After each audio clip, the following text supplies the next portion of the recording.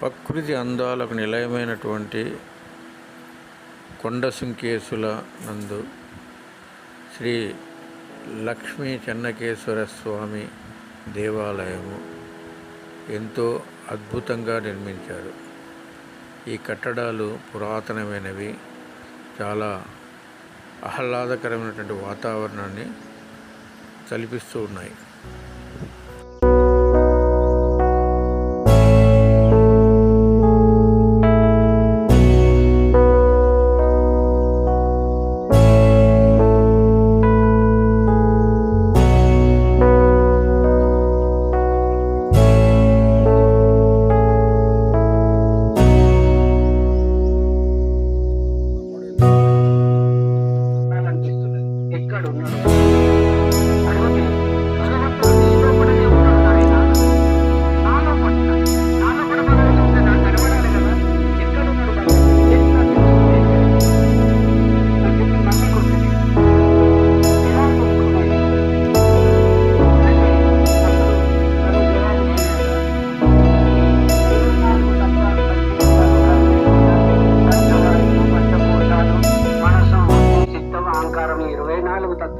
కూడుకున్నటువంటి మనసు నువ్వు యుద్ధం చేయాలని ఆయన కనబడేదే చేత కాదు.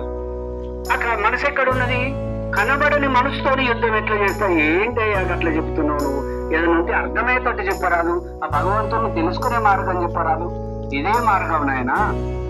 ఆ మనసును తెలుసుకోవాలంటే ఏ ఇంద్రియం కర్మలు అంట కట్టుకుంటున్నావు చేతులతోనే, ఎవరైనా కొట్టి తిట్టి కర్మలంటూ అంట మనసుతోని ఏమన్నానే అంట కట్టుకుంటాను. కర్మచక్రంలో ఇలా ఇలా ఇలా ఇలా తిరుగుకుంటూ పోతున్నావు. నీకు నువ్వు జన్మంతానం తెలుస్తలేదు. ఏ ఇంద్రియాలతో నువ్వు కర్మలు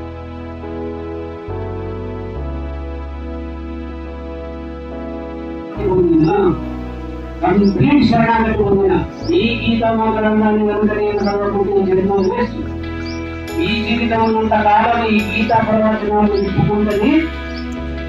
నేను బ్రతకాలి ఆనందంగా అనుకునే శరణం.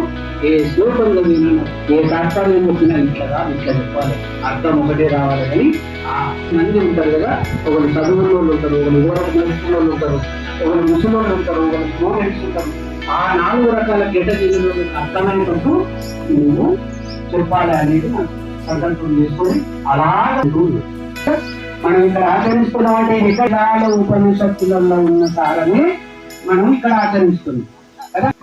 క్వాలిటీగా గంట చేసిన ధ్యానం, రెండవది దానం. ఎంతుంటే కంటే భగవంతుడు గొప్ప గొప్ప దానాలు చేయమని చెప్పట్లేదు. మనకి ఎంత 10 రూపాయలు ఉన్నాయి, 1 రూపాయి దానం చేద్దాం.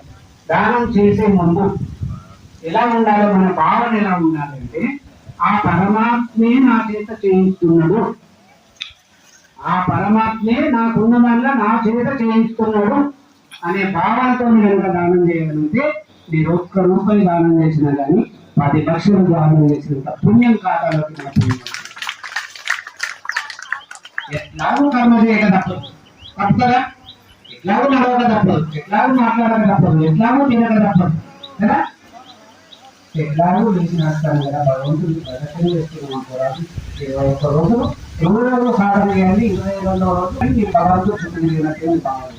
అది రోజు భగవంతుడికి ప్రసాదం ఇస్తున్నాం అనుకోవాలి. ఎలాగో మాట్లాడుతున్నాం భగవంతుడు.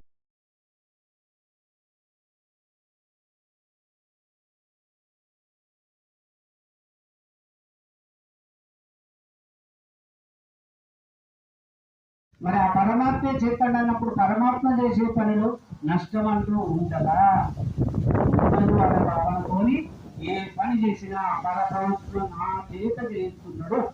నేను ఒక ఇంట్లో మాత్రమే, ఒక కూలి పనివాడిని మాత్రమే. ఏమిటి మా నేను సంపాదించిన ఒక్కటైనా వచ్చిందా? చిన్నప్పటి నుంచి చూడండి, మనం ఏది చేస్తే అదే రెట్టింపై వచ్చింది, ఏది చేస్తే అదే రెట్టింపై వచ్చింది. మంచిగా మాట్లాడితే మంచిగా మాట్లాడేది, ఒక్కటి తిడితే 4 తిట్టిరు. గదేళ్ళు గుర్తుంచుకోవాలి మనం. ఒక్కటి తిడితే 4 తిడతారు వాళ్ళు. అంటే మనం ఇంత చేస్తే భగవంతుడు ఇంత మనకిస్తాడు. అటువంటి అప్పుడు లోభత్వం అనేది ఉండనే ఉండకూడదు. ఉంచుకుందామా? తీసేస్తామా? కంప్లీట్ గా ఇంకొకడు ఉన్నాడట పరమ లోభి, వాడు లోబిల కన్నా లోబి అన్నట్టుగా. అటువంటి వాడు భూమి మీద లేనేలేడు. ఎటువంటి వాడు అంటే అందరినీ దోసుకొని వస్తాడు. వాని లక్ష్యం ఏంటంటే ₹1,00,00,000 నేను సంపాదించాలి, ఏం చేసైనా సరే ₹1,00,00,000 సంపాదించాలి నేనంటే ఆరోగ్యం పెట్టుకొని ఏం చేస్తాడు, ఒకళ్ళింటికి పోయి అబద్ధం ఆడి తెచ్చుకుంటాడు, ఏదైనా వస్తువు దొంగతనం చేసి అమ్ముకుంటాడు, చినిగిపోయిన బట్టలు వేసుకుంటాడు, పోనీ కడుపు కన్నా తింటాడా అంటే అడుక్కొని తింటాడు. ₹1 కూడా వేస్ట్ చేయకుండా పోగు చేసి ₹1,00,00,000 చేస్తాడు. అప్పుడు చూసి అనుకుంటాడు, నేను అనుకున్న 1,00,00,000 సంపాదించిన వాళ్ళంతా ఏం చేసారు, ఏలడంగా చూస్తాడు జనాలను, నేను కదా 1,00,00,000 సంపాదించిన అనుకునే రోజు ఏం జరిగింది, వయసు అయిపోయింది, దగ్గరికి వచ్చేసిండు, డాక్టర్ దగ్గరికి వేయండు, ఎవరో తెలిసిన వాళ్ళ దగ్గరికి వేయండు. అయ్యా నీ మనసు మంచిగా లేకుంటున్నది, కాలం దగ్గరికి వచ్చింది నీకు అని చెప్పారు. అయ్యయ్యో ₹1,00,00,000 సంపాదించింది నేను, ఇవన్నీ ఎట్లా మరి, ఎవరికి పెట్టద్దా, పోనీ ఎవరికన్నా ఇద్దామంటే పుణ్యం దక్కద్దు, వాళ్ళకు పుణ్యం కదా చేసేది, పుణ్యం చేయొద్దు.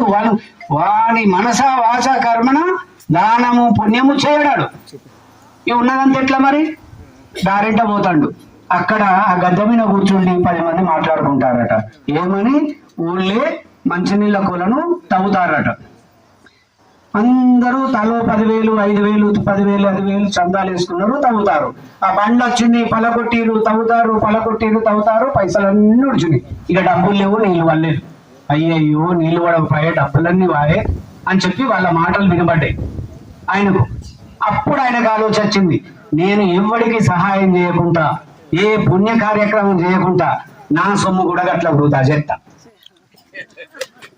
ఇది మాత్రం బాగుంది ఇక అని చెప్పి పోతాడు. అరణ్యంలోకి, ఇటువంటి అడవిలోకి వస్తాడు. ఇక నలుగురు తీసుకొస్తాడు, ఈడ పెద్ద కొలను తవ్వండి అని చెప్తాడు.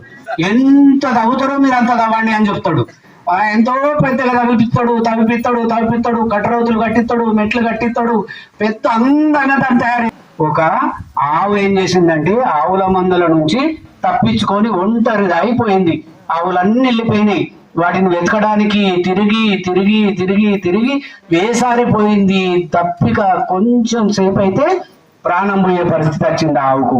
ఆవు అక్కడ నిలబడి చూస్తా ఉన్నది, ప్రాణం పోతుంది, ఇక దొరికేటట్టు లేదని. అప్పుడు ఆవుకు ఆ కొలను కనబడ్డది. ఏది అని తుమ్మి చూసేసరికి అలా నీళ్లు కనబడ్డాయి. అది మెట్ల ద్వారా దిగింది, ఆ నీళ్లు తాగింది, ఎంతో స్వస్థత చేకూరి ఆనందం పొంది, ఓ పరమాత్మ, ఈ అడవిలో, ఈ కారడవిలో ఎవరైతే ఈ కొలను తగ్గిచ్చారో, ఎవరైతే ఈ పుణ్య కార్యక్రమం చేసిరో వాళ్లకు స్వర్గ సుఖాలు లభించుగాక అని పెట్టింది. ఎవరిచ్చారు, గోమాత ఎప్పుడైతే ఆశీర్వాదం ఇచ్చిందో, ఇప్పుడు నువ్వు ఇటొచ్చినవు, నీకు స్వర్గ సుఖాలే ఉంటాయి నాయన అని చెప్పిండు. అర్థమైందా? దీని ద్వారా మనకేంటిదో, తెలుసో తెలియకో పుణ్య కార్యక్రమం ఏది చేసినా గాని అది మనకు పుణ్యమే ఇస్తుంది. తెలియకపోయినా తెలుసుకొని చేయాలి. దానం, అపాత్రత దానం చేయొద్దు ఎప్పుడు కూడా. ఎందుకు అంటే, ఇప్పుడు మీ దగ్గర డబ్బు ఉన్నాయి సార్, వింటారా, మీ తమ్ముడు గారికి డబ్బు లేదు, చాలా బాధలు పడతాడు. మీకు ఏమనిపించింది, బయట వాళ్ళని బాగుపరచడానికి మీకు ఇష్టం లేదు, బయట వాళ్ళకి ఇస్తారా, ₹1,00,000 కావాలంటే తమ్ముడు కాబట్టి అటు ఇటు ఇచ్చేసినాం. ఆ ₹1,00,000 పట్టుకొని పోయిండు, జల్సాలు చేసుకుంటున్నాడు. నా అన్నే కదా, మెత్తి అడగడు, ఇవ్వకుండా ఏమన్నాడు. ఆయన జల్సాలు చేసుకుంటుంటే ఇంట్లో గొడవలు కావా, ఇద్దరు గొడవలని మాట అయింది, కొట్టుకున్నారు. నా అన్న ఇచ్చిన దానికి నువ్వు ఎందుకు అంటావంటే, నీ అన్న చెడగొట్టాడు అని ఆమె కొట్టుకుంటాడా, గొడవలని. కర్మ సృష్టించబడ్డది అక్కడ. కొట్టుకున్నారంటే కర్మే కదా. ఆ కర్మ ఎవరు పొందలాగాలి, చిత్రగుప్తుడు కొట్టుడు ఆయన ధర్మే మాటన్నా కానీ కదా, అనుడు ఆమె ధర్మమే ఖరాబ్ చేస్తాడు. కాబట్టి వాళ్ళు ఏం తప్పు చేయలే. తప్పు ఎవరు చేశారు, పైసలు ఇచ్చిన మీరు చేశారు. తెలుసుకోకుండా ఇవ్వద్దు, దానం చేయొద్దు.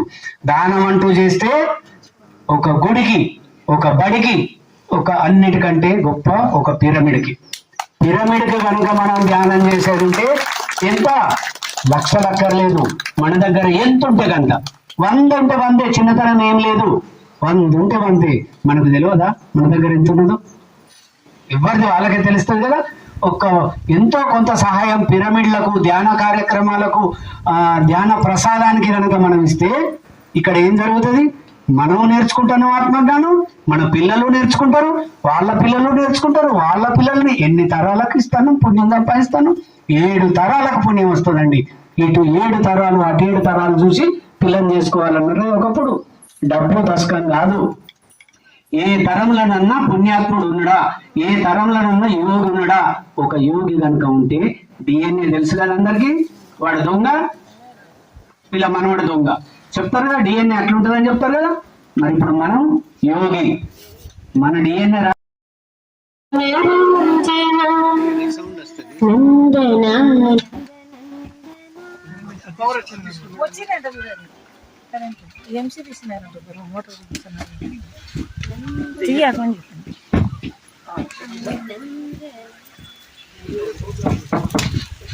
నందనా నందనందనా బృందావన జనరంజనా రాధే రాధే రాధే రాధే రాధా మానస చంద్రమా ఓ రాధా మానస చంద్రమా మాధవా మధుసూదనా యాదవా యదునందనా. నిదానంగా కళ్ళు తెరవండి.